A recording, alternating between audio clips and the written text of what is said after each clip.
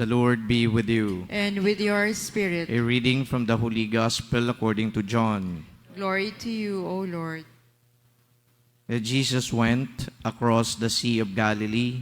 A large crowd followed him because they saw the signs he was performing on the sick.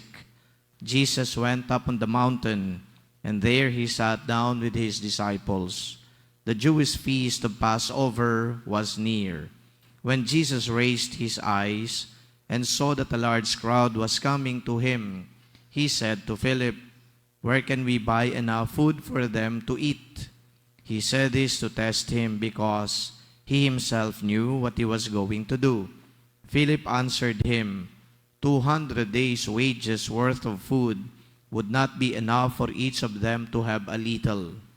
One of his disciples, Andrew, the brother of Simon Peter, said to him, "There is a boy here who has 5 barley loaves and 2 fish. But what good are these for so many?" Jesus said, "Have the people recline." Now, there was a great deal of grass in that place. So the men reclined, about 5,000 in number. Then Jesus took the loaves, gave thanks, and distributed them to those who were reclining, and also as much of the fish as they wanted. When they had had their fill, he said to his disciples, "Gather the fragments left over, so that nothing will be wasted." So they collected them and filled 12 wicker baskets with fragments from the 5 barley loaves that had been more than they could eat.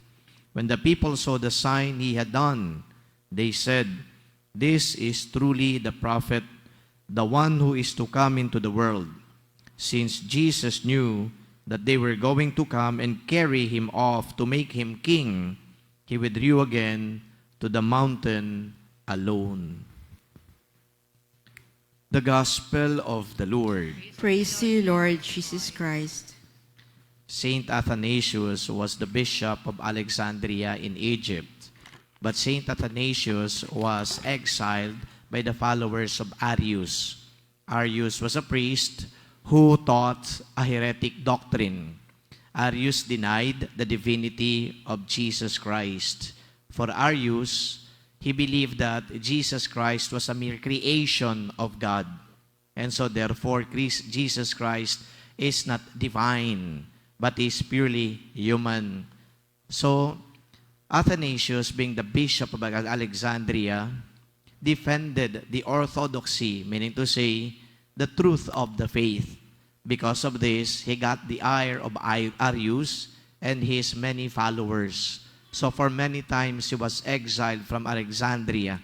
At doon si Athanasius ay napunta kung saan-saang lugar dahil nga sa exile because he was being threatened with death.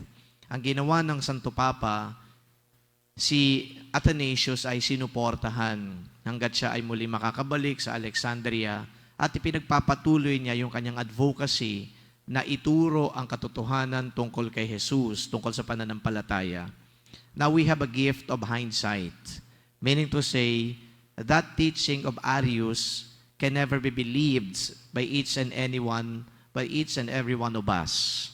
Kasi alam natin na si Jesus ay totoong ang Diyos. Ngayon nga lang po, na tayo ay nagbimisa, napakinggan din natin sa banal na ebanghelyo na si Jesus ay gumawa ng milagro. Ang isang ordinaryong tao ay hindi makakagawa ng milagro. Kaya nga po ito tinawag na milagro dahil merong itong divine intervention. At dahil si Jesus ay nag-multiply ng 5 loaves of bread and 2 fish para pakainin ng 5,000 men, na kumbinsi ang mga tao na totoo nga na si Jesus ay hindi lang ordinaryong tao, hindi lang ordinaryong mamamayan, kundi siya ay isang Diyos. So we believe that Christ is God, but He is also man. He is true God and true man.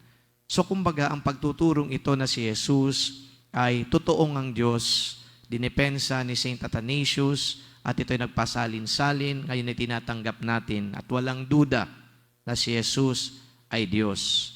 Ngunit dito po sa milagrong ginawa ni Jesus bilang isang normal na nilalang. Ngunit Diyos din, meron tayong hindi dapat makaligtaan. At ito po yung bata. The focus, of course, is on Jesus, but let us not forget that the boy here was the one who provided Jesus with the 5 loaves of bread and 2 fish. Kumbaga, ang Diyos pala ay gumagamit din ng mga instrumento para ang kanyang milagro ay magkatotoo. At sa banal na ebanghelyong ito, ang ginamit niya ay isang bata. At ang batang ito ay very symbolic.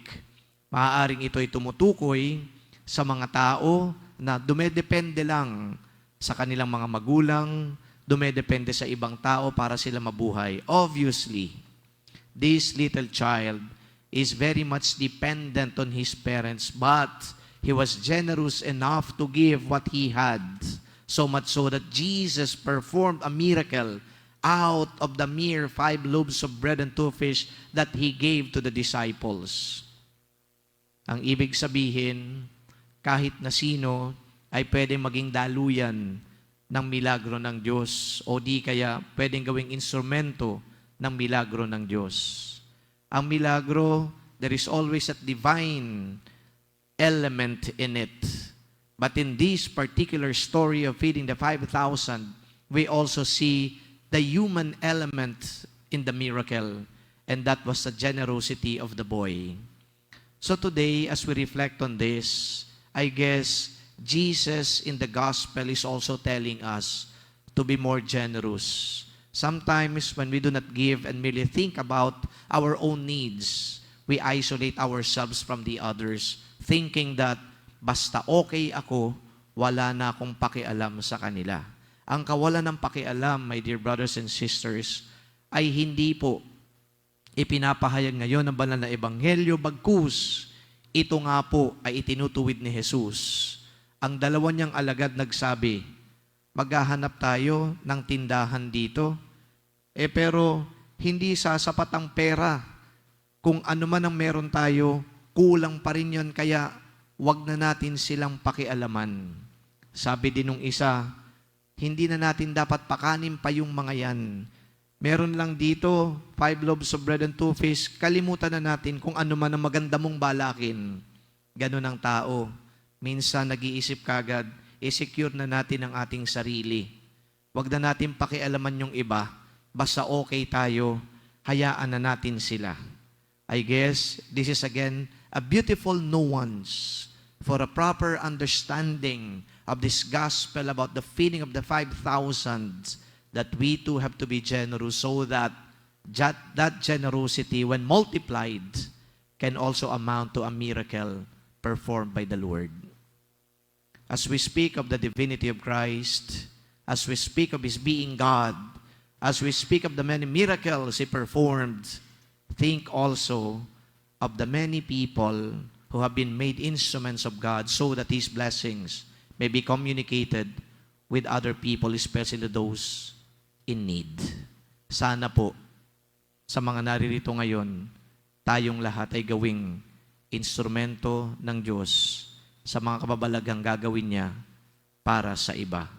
It is always good to think that if we become indeed instruments of God's miracles, tayo po ay naging biyaya din sa ating kapwa. And I guess that is the ultimate and the most beautiful thing that can happen to us when we ourselves become gifts to others. And I pray in this Mass that indeed the Lord makes us gifts to others too. Amen.